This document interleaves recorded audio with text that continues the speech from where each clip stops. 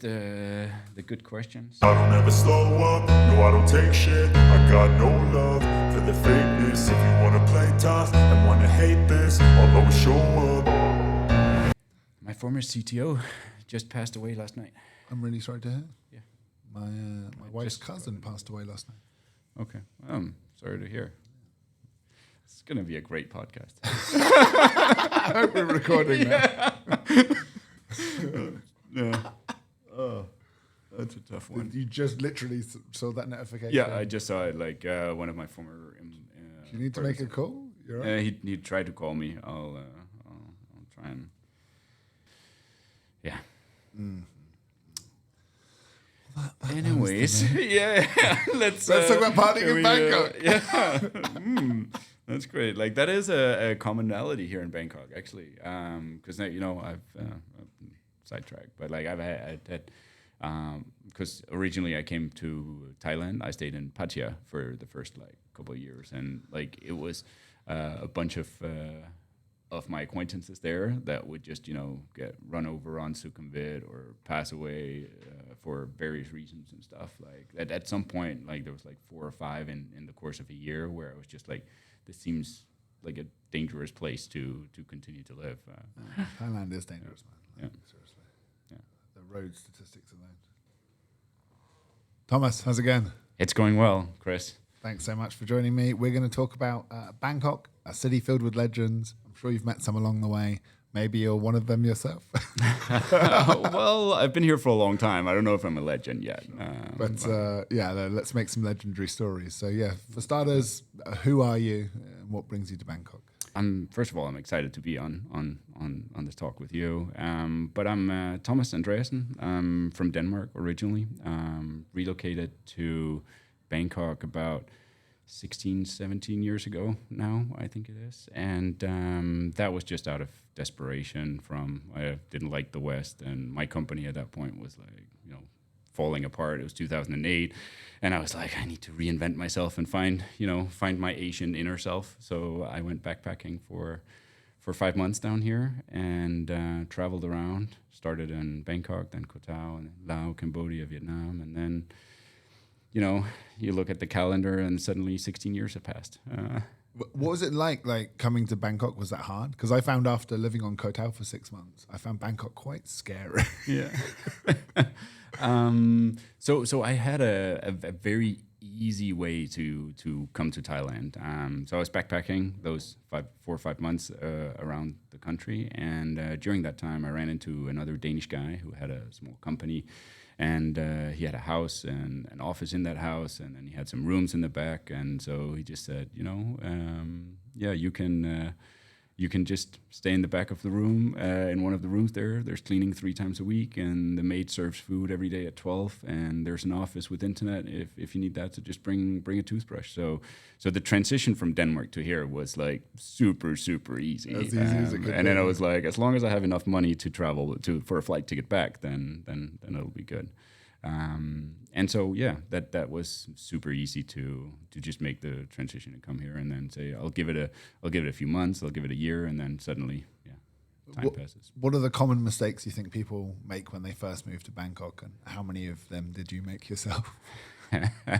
I have a theory that most people kind of go through, especially because when they come here, you come from the western parts of the world. You usually have maybe a dime in your back pocket. You feel like you're more affluent here than you are in your home country, and so you start living in a slightly different way, right? Like you go out spending. The value of a baht is worth. You keep doing the conversion, right? You're like, that's only £2. You're like, you're not paid in pounds. Yeah. Or maybe you don't do the conversion at all, and you just go, it's all cheap, right? And then you get dragged into, especially again, I'm talking more maybe on the male population side of things, but you get dragged into the nightclubs, the life, the women, and these things, and you start having some great experiences there. And you start spending a lot of time and money on those things, going out, partying, meeting people, and I call kind of that the the Bangkok cycle. So you get excited about it, like everything is wonderful, everyone is so nice, and everything is so cheap, and then at some point you kind of peak out on that, and then something happens, right? And that could be a traumatic event. It could be something like, I've heard stories of friends as they found a girlfriend, and then one night she gets a bit angry, she pulls out a knife, jumps on the couch, and you have these extreme things that you don't see as much maybe in the Western world. So. And then reality kind of like, the goggles, they start clearing up, and you start seeing things for what they are, which is very differently than... Maybe my drug dealer isn't my friend. Yeah. Possibly. So I think that was like the mistake that I also did. I came very blue-eyed, naive to it. Like, Denmark has the lowest amount of corruption, I think, pretty much worldwide. And then you come here, and, every police guy is like, just give me 100 baht. I call it direct taxation, right? Yeah. It is. It's very direct. So there, I think that's a mind shift change that you will have to go through all the fun, and it's all great and dandy, and then you have to get accustomed to how things really function here, and you'll start seeing the things behind the surface, right? Like the girlfriend that you had, you start hearing about her history from her hometown and where she comes from, and what kind of maybe living conditions that she's in, and then you start realizing things on a deeper level, and then it kind of comes back to baseline, and then you just get accustomed to how things really function in Asia after a while. But rather than the fantasy version, but that's the holiday version, the holiday version out of it, and that's kind of the journey that I see most people going through here. Do you have any stories which you think summarize the culture clash, and like realizing, oh my God, this is an entirely different culture to back home that you've been through, or people you know? What the story that always comes to my mind is I was in Rayong, right? Near Samet Island, rural, beachy Thailand, and there are a bunch of Swedish business owners there, and they're having a meeting of all the local business owners, and a lot of the Swedes would often get frustrated because of the language gap, but also mistake kindness for weakness. So the Thais are very polite, right? Right? And I think, I don't know, maybe just these particular Swedes thought that, if you shouted louder, that meant your point would get across better. And I was just like the Swedes left and were like, that meeting went well. And I was like, no, it did not. The Thai people in that room will never, ever do anything to help you again, ever. Like, you shouting did not make you seem tough. There wasn't negotiations. That was you just losing their respect forever. Completely losing face. And they had no idea. They were like, well, I'm glad we stood up for ourselves. I'm like, that's not what happened.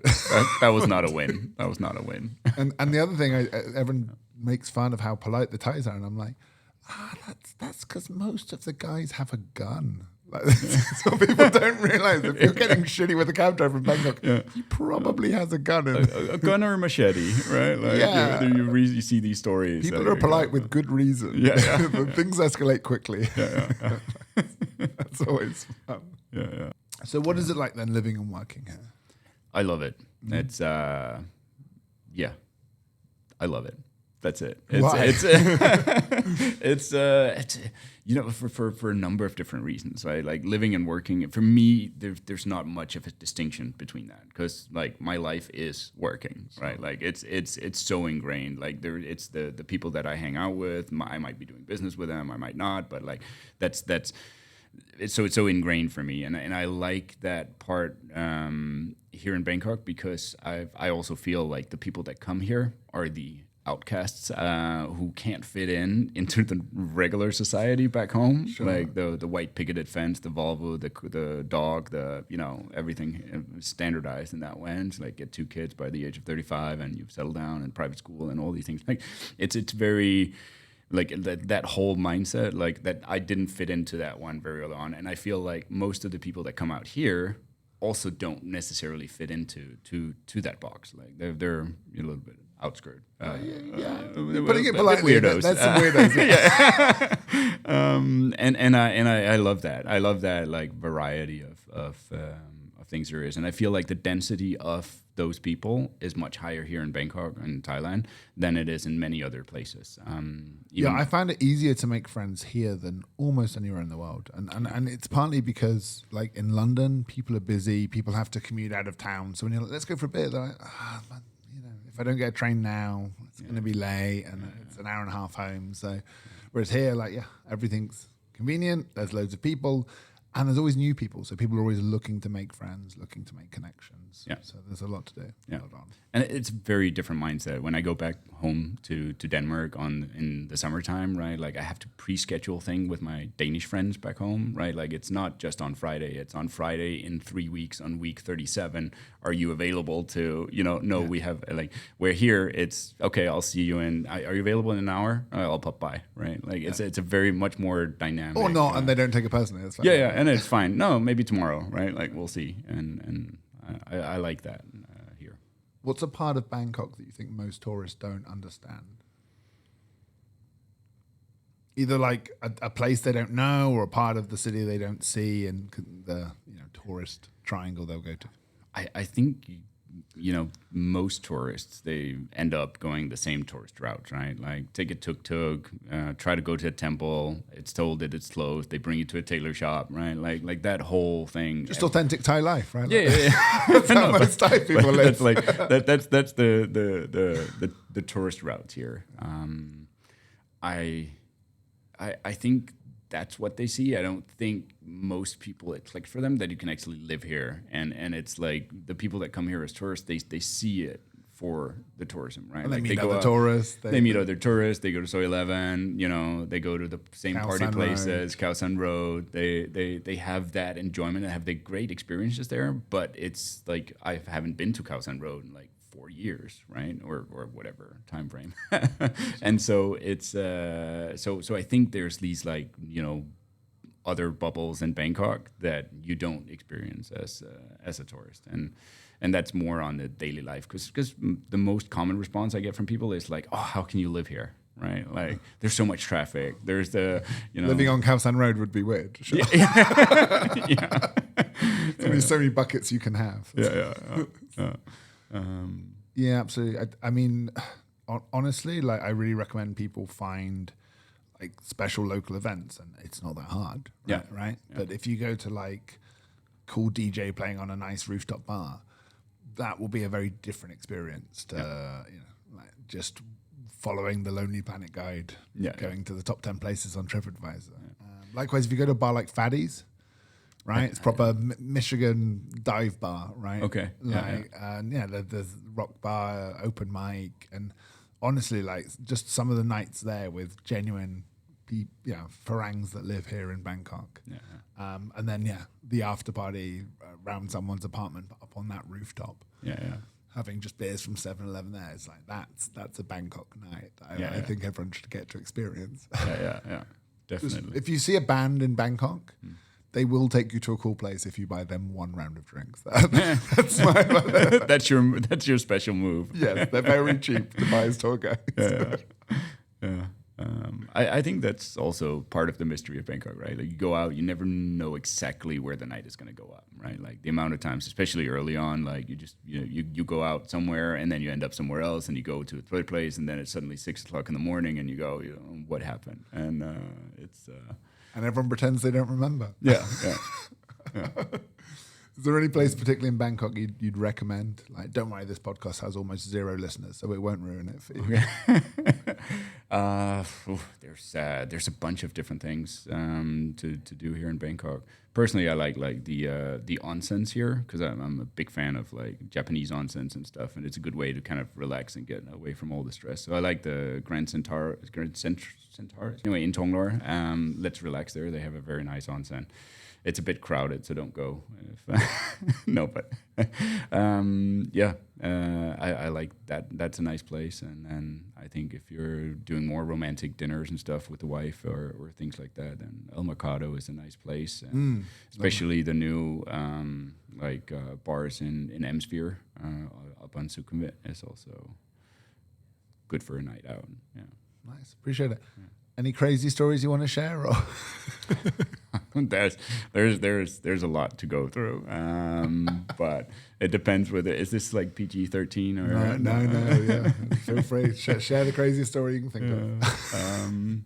No, I think the best the story there is the stories that are staying within the minds of the people who experienced it. So, do you think the whole premise of my podcast is wrong? Do you think I won't get anyone to tell me their legendary stories? I think you might get some, but I think. Do you think I would find better stories if I was asking in bars rather than podcast studios? Is that the format I need for this? I think so, and then I think you need the alcohol percentages to be at a couple of percent.